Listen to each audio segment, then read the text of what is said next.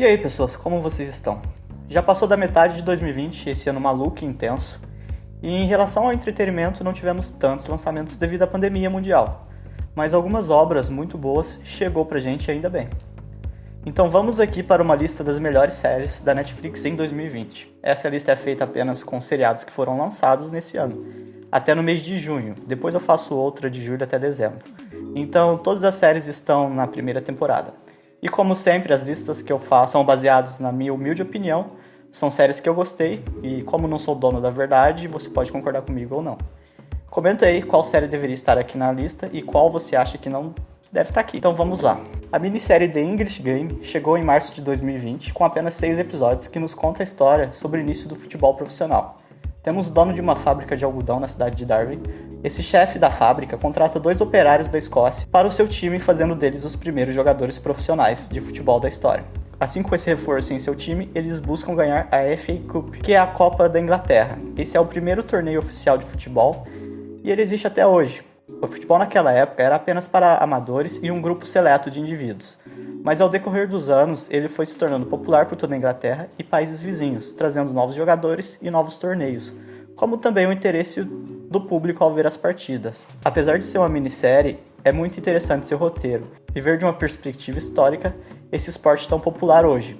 Nós ficamos comovidos e torcemos para os operários ganharem dos cavaleiros, que são os criadores do esporte, e a série trabalha de forma sucinta e elegante a discussão das diferenças de classes, com diálogos que ilustram muito bem isso ao dizer que o esporte deveria ser praticado apenas por cavaleiros da alta sociedade e desmerecendo os operários do interior, falando que é impossível esses cavaleiros perderem para esses operários, em um tom que demonstra que os cavaleiros são seres humanos superiores.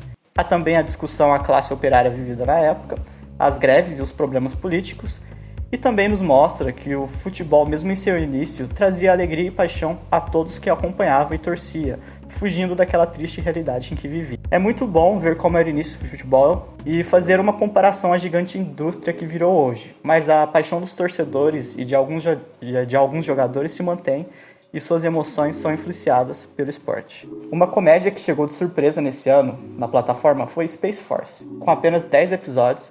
Foi criada por Greg Daniels e Steve Carey, que também estreou como protagonista. A obra nos coloca no cotidiano de um comandante do exército americano que é recém-promovido e escolhido para comandar a mais nova divisão do exército espacial.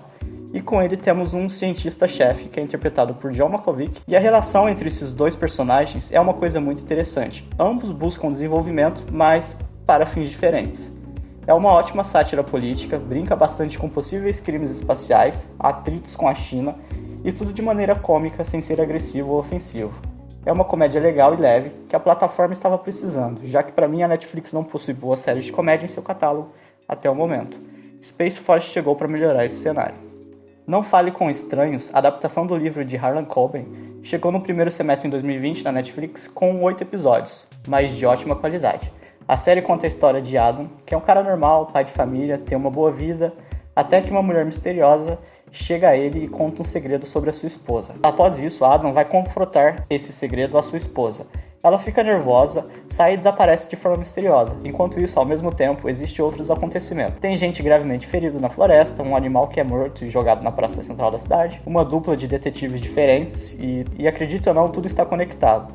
É uma série de suspense com um roteiro muito bem feito, cheio de reviravoltas. A cada 10 minutos tem uma reviravolta que prende a sua atenção e você vai querer descobrir como que tudo aquilo vai terminar. É uma ótima obra desse semestre em 2020. Outra série de adaptação de livro é Carta ao Rei, uma obra de fantasia e história medieval que tem em sua trama um príncipe malvadão e cruel que ameaça jogar todo mundo na escuridão.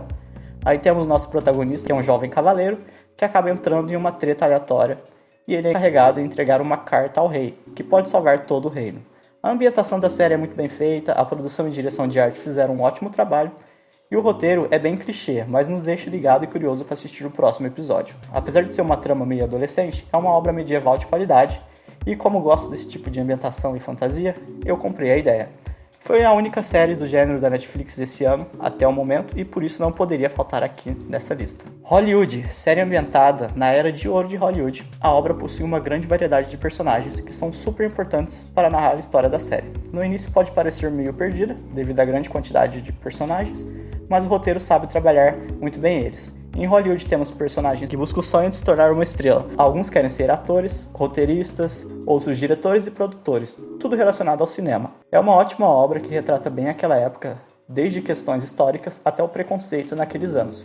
É um seriado que recomendo para fãs de cinema e aproveitar toda a ambientação que a produção nos traz de forma engraçada, crítica e sucinta. Então é isso, pessoas. Muito obrigado a você que acompanhou o vídeo até aqui. Comente aí quais foram as melhores séries da Netflix para você até hoje. E valeu, falou e até mais!